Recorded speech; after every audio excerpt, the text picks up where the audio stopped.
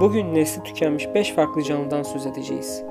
Bahsedeceğimiz bu canlıların bazıları devasa ve korkutucu iken bazıları keşke yaşasa denilebilecek türden.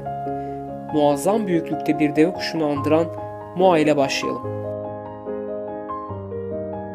Yeni Zelanda'nın ormanlarında ve ovalarında 7 milyon yılı aşkın bir süre yaşadıktan sonra bu muhteşem canlıların soyu tükenmiştir. Moalar deve kuşlarına benzer uçamayan bir kuş türüdür. Uzun boyunları, güçlü bacakları ve gagaları vardı.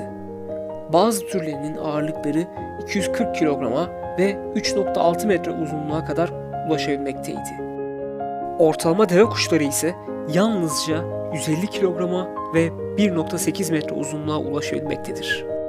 Yani moalar devasa bir kuş olan deve kuşlarından 2 kat daha büyüktür. Moaların boyutları türlerine göre büyük değişiklik gösteriyordu. Bazı moa türlerinin boyu 3 metreyi aşabilirken en küçükleri bir hindiden büyük değildi. Yeni Zelanda ovalarında ve ormanlarında dev pençeli kartallar tarafından avlanıyorlardı. Başlıca besin kaynakları otlar, tohumlar, meyveler ve yapraklardı. Ayrıca insanlar Yeni Zelanda'ya ayak bastığında moaların nesli tükenmek üzereydi. Bunun sebebi ise moaların en büyük dezavantajında saklıydı.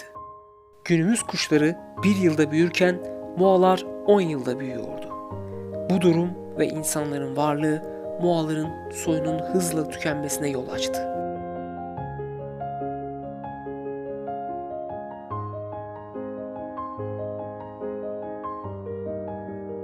Eğer büyük köpek balıklarından korkuyorsanız Megalodon'la tanışana kadar bekleyin.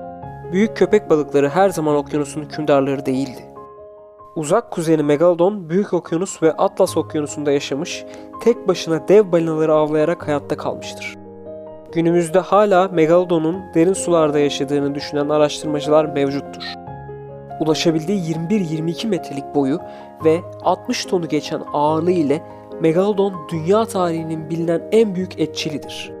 Bugün okyanuslarda görebileceğimiz en büyük beyaz köpek balıkları ise 7 metre boyuna sahip olup 3,5 ton ağırlığındadır. Bu da Megalodon'u onlardan 3 kat daha büyük ve 20 kat daha ağır yapmaktadır. Gelelim bu muazzam büyüklükteki korkunç canlıların yok olma nedenlerine. Dev bir vücutla yaşayan Megalodon'un çok fazla yemek yemesi gerekiyordu ve tahminlere göre günde 1 tondan daha fazla et tüketirdi. 2,6 milyon yıl önce dünyanın yaşadığı ani iklim değişikliğinin Megalodonların hayatını zorlaştırdığı düşünülmektedir. Bu dönemde Megalodonların ihtiyaç duyduğu büyük deniz memelilerini ortalıkta bulmak zorlaşmıştır. Ve bu durumda Megalodonların yavaş yavaş yok olmalarına neden olmuştur. Megalodonların hala denizlerde hükmettiğini düşünün. Böyle bir durumda denizler yasak bölge halini alırdı.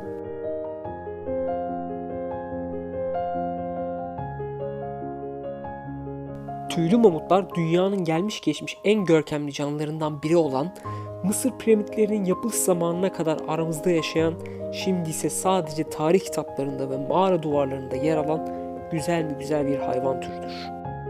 Geçtiğimiz dönemlerde ortaya çıkan yok oluş süreçleri ise gerçekten oldukça acı ve üzücü. Tüylü mamutların hayatta kalan son bireyleri 4000 yıl önce Wrangel adasında dünya tarihinden sessizce silinip gitmiştir. İnsanlar tarafından eti, kemikleri ve dişleri için avlanan tüylü mamutlar yok olarak gezegeni terk etmeden önce tam 400 bin yıl boyunca yaşamıştır. 6-7 ton ağırlığa ulaşabilen, 60 yıl boyunca yaşayabilen, çimen ve hasır otu ile beslenen, küçük kulaklara ve küçük bir kuyruğa sahip olan ve buzul çağını bile çok rahat atlatan bu güzel hayvanların yok oluş süreçlerine dair yeni bir veri var elimizde. Bilim insanlarına göre bu hayvanların sonunu getiren şey genler. Wrangel adasında insanlardan korunmayı başaran 300 kadar tüylü mamut az miktardaki sayıları nedeniyle yeterli genetik çeşitliliğe sahip olamamış. Normal şartlarda elenecek olan kötü mutasyonlar var olmaya devam ederek her yeni nesilde giderek artmaya başlamış. Bunun sonucunda ilk önce koku duyuları giderek zayıflamaya başlamış, daha sonra idrarlarında bulunan proteinler değişmiştir. Bu iki değişiklik tüylü mamutlar için hayati öneme sahiptir.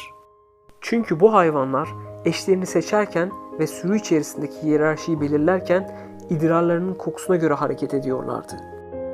Tüm bunların sonucunda sürü içerisindeki bireyler giderek birbirinden kopmaya, yalnızlaşmaya başlamıştır. Sonuç olarak zaten yok olmak üzere olan tüylü mamutların sonu gelmiştir. Kılıç dişli kaplan olarak tabir edilen bu büyük kediler Amerika'nın açık alanlarında yaygın bir şekilde gruplar halinde yaşarlardı. Kılıç dişli kaplanlar yırtıcı ve korkunç hayvanlardı. 220 ila 400 kilo aralığında olan bu türün boy uzunluğu ise 120 santimetreyi bulabiliyordu. 20 santim uzunluğundaki inanılmaz dişleriyle avlarının işini bitirebiliyorlardı. Hızları ise saatte 50 kilometrenin üzerine ulaşabilirdi. Arka ayakları ise ön ayaklarından daha kısaydı. Bu şekilde omurgaları daha düzgündü.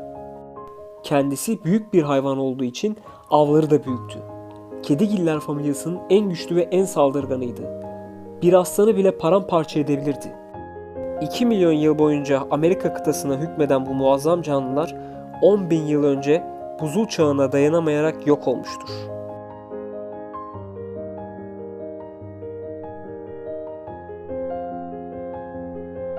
Dünya üzerinde en yaygın korkulardan biri yılanlardır. Peki bir yılandan daha korkutucu olan nedir? Tabii ki devasa yılanlar. Günümüzden 58 milyon yıl önce yaşamış titanoboalar, günümüzde yaşayan hiçbir yılanla karşılaştırılamazdı. Ağırlıkları 1 tonu aşabilirken boyları 14 metreye kadar uzayabilirdi. Vücut çapları ise yaklaşık 1 metreyi bulabilmekteydi. Bu yılanlar bir timsahı bütün olarak yutabildiği gibi dışarıdan bakıldığında vücut çapları nedeniyle fark bile edilmezdi.